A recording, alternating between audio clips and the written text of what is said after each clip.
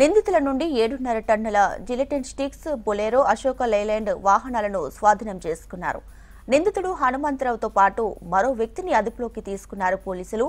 ప్రభుత్వ నిబంధనలకు విరుద్ధంగా పేలుడు పదార్థాలను నిల్వ చేస్తే చట్టపరమైన చర్యలు తీసుకుంటారని పోలీసులు హెచ్చరించారు.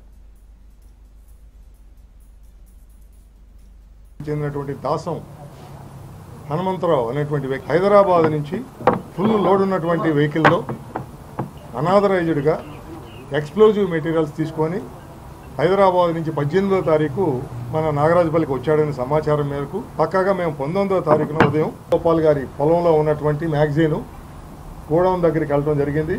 ఆ గోడౌన్లో ఉన్నటువంటి స్టాకు వెరిఫై చేసుకోవటం, ఆ లైసెన్స్ ఎవరి పేరు మీద ఉన్నది, ఇవన్నీ కూడా విచారించిన తర్వాత అక్కడ ఉన్నటువంటి ఆధారాలను బట్టి ఆ ప్రాంతం అంతా కూడా మిడాల నాగ వేణుగోపాల్ గారికి చెందిందని, అతను ఎక్స్ప్లోజివ్స్ కొనుక్కొని స్టోర్ చేసుకొని అమ్ముకునే విధంగా లైసెన్స్ పొంది ఉన్నాడు. కానీ ఆ ప్రాంతంలో ఈ దాసం హనుమంతరావు గారు వ్యాపారం చేస్తూ ఆయన లైసెన్స్ని అద్దెకి తీసుకొని, అంటే లీజుకి తీసుకొని వ్యాపారం చేస్తున్నట్టుగా క్రియేషన్ చేస్తున్నారు. లైసెన్స్ అనేది నాట్ ట్రాన్స్ఫరబుల్. ఎక్స్ప్లోజివ్ లైసెన్స్ ఎవరి పేరు మీద ఉందో వాళ్లే వ్యాపారాలి. అంతేగాని ఒకళ్ళ లైసెన్స్ ఇంకొకళ్ళు అద్దెకి తీసుకోవడం, లీజుకి తీసుకోవడం కానీ అధికారనామాలు కానీ చెల్లవండి.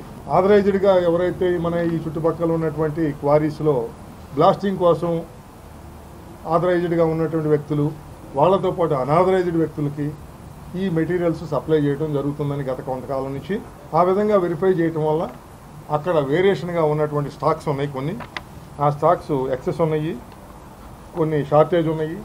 అందువల్ల అక్కడ ఉన్నటువంటి స్టాక్ అంతా కూడా మేము మధ్యవర్తుల సమక్షంలో సీజ్ చేయడం జరిగింది. అలాగే ఈ వెహికల్స్లో ట్రాన్స్పోర్ట్ చేసే వెహికల్స్ 2 ఉన్నాయి. ఒకటి అశోక్ లైలాండ్, రెండోది బొలెరో వాహనం.